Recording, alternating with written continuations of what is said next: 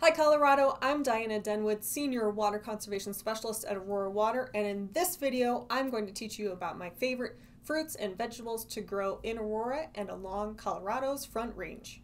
There are tons of tasty plants that grow easily in Colorado. Cherry tomatoes, kale, summer squash, grapes, peas, and that's just to name a few.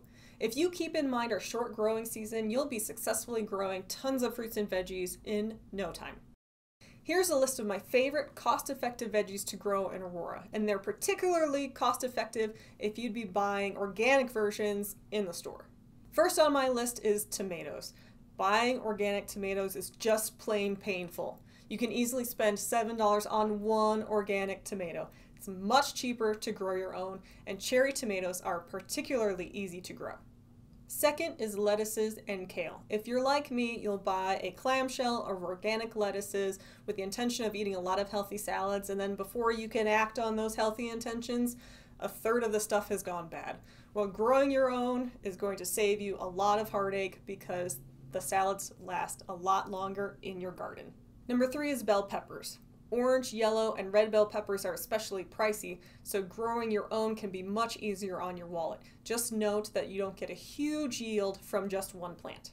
Number 4 is winter squash. Squash is really easy to grow, and one vine has a really high yield. Growing your own pumpkins for fall decorating is also really fun. Plus, there's so many different colors and shapes and varieties for you to choose from if you grow them at home. Number 5 is broccoli. One healthy plant will yield an entire large broccoli head and several offshoots if you harvest on time. Number 6 is cauliflower. It's going to act similar to broccoli, just make sure you keep those aphids at bay. Number 7 is garlic. Garlic may not be expensive, but it's so cheap and so easy to grow. The heads of garlic that you do grow won't be as large as the ones that you buy at the store, but they will be packed with flavor. There are a number of fruits and vegetables that are challenging to grow in Aurora. These are not for beginners. I'll mark the expert ones with a black diamond and the intermediate ones with a blue square. Number 1 on the expert list are stone fruit trees. Because of our early and late spring snowstorms, Colorado gardeners who want to plant stone fruit trees like peaches or plums need patience in abundance.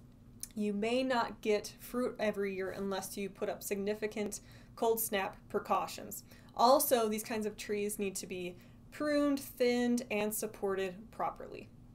Blueberries. In Aurora, we generally have alkaline soils, whereas blueberries thrive in acidic soils. So if you want to grow a blueberry bush here, you'll likely need to put it in a large container filled with a special soil mix.